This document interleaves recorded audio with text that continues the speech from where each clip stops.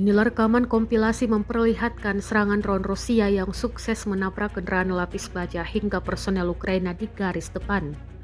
Rekaman detik-detik drone menabrak diunggah di Telegram pada Jumat 24 Januari 2025. Dalam keterangan unggahan disebutkan operator Rusia sedang bekerja dengan mengerahkan puluhan drone.